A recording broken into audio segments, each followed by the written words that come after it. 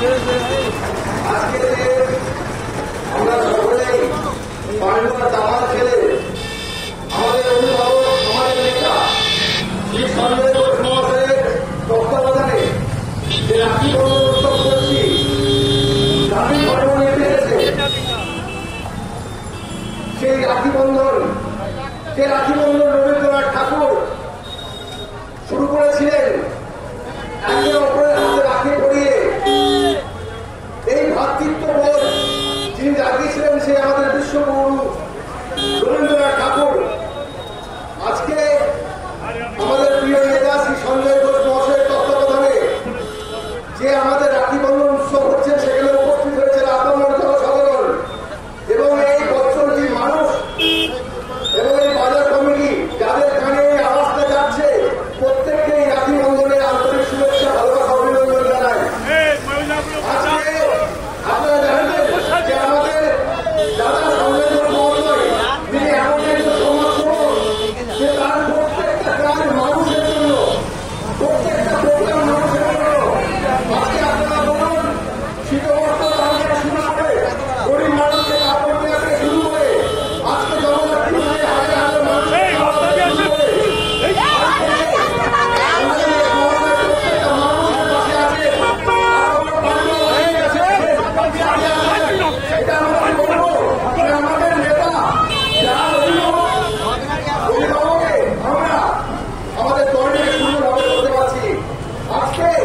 বিশেষ কারণে আমরা একত্রিত হয়েছি, সেটা হচ্ছে বাঙালির জাতি সত্তা।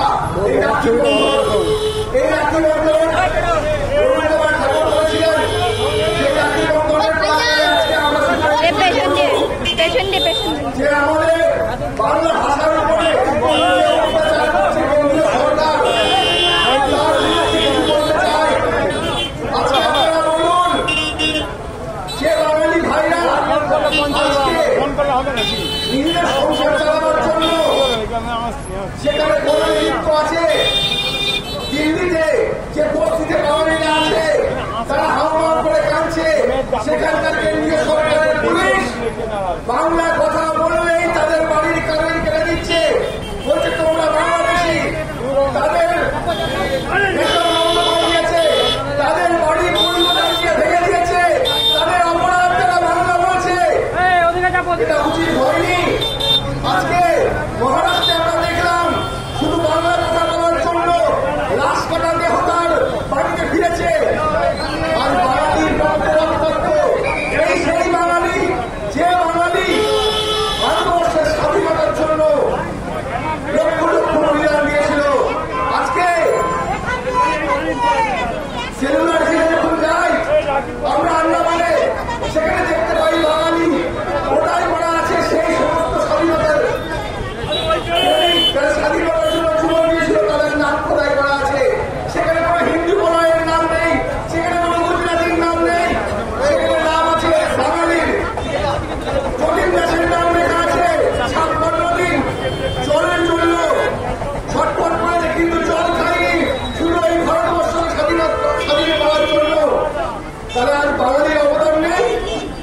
এই ভারতবর্ষে বাঙালির প্রত্যেকটা জায়গায় অবদান আছে।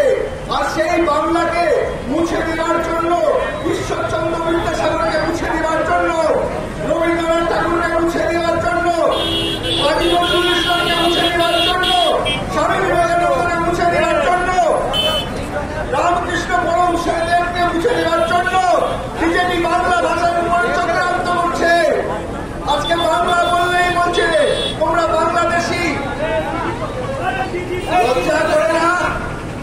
আপনাদের লজ্জা করে না? আজকে এই বাঙালিরাই পথ দেখিয়েছিল ভারতবর্ষকে স্বাধীনতার মুক্ত সূর্য দেখার জন্য। আজকে লড়াই করেছিল। আপনারা আমাদের বিধায়ক দিদি ডক্টর রক্তেন্দ্রনাথ রাখি পড়াচ্ছেন, সেখানে উপস্থিত হয়েছেন আপামর তৃণমূল কংগ্রেস কর্মী, আমাদের প্রিয় দাদা, আমাদের